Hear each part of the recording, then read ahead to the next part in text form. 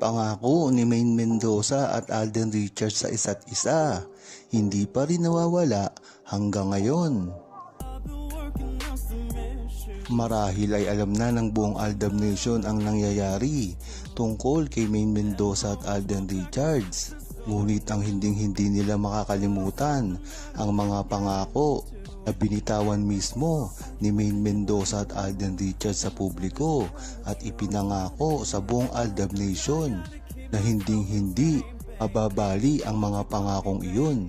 Nakikita nga natin ang nangyayari ngayon at ang mga resibo na naglalabasan ngayon sa internet na talaga namang nakikita at pinapatunayan ng buong Aldab Nation na kampante pa rin kay Maine at Alden, bagamat tahimik sila ngayon dahil sa mga nangyayaring mga negatibo, ay handa naman maghantay ang buong Aldab Nation dahil hanggang ngayon ay napakatibay pa rin ng Aldab Nation.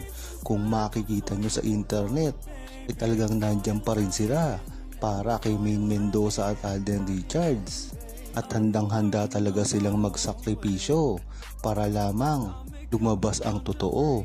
Ganun din naman kasi ang ginagawa ni Alden Richards at Maine Mendoza dati sa buong Aldab Nation, kaya magandang suklian ng Aldab Nation kung ano dapat nilang gawin dahil sa bandang huli ay kailangan pa rin ni Maine Mendoza at Alden Richards ang Aldab Nation dahil kung wala sila ay mawawala na rin ng kinang sila Maine at Alden.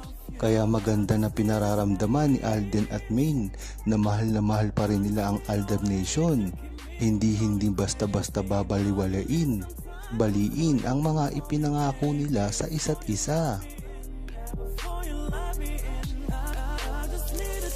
Huwag kalimutang mag-subscribe, comment at i-like ang video na ito. Thanks for watching!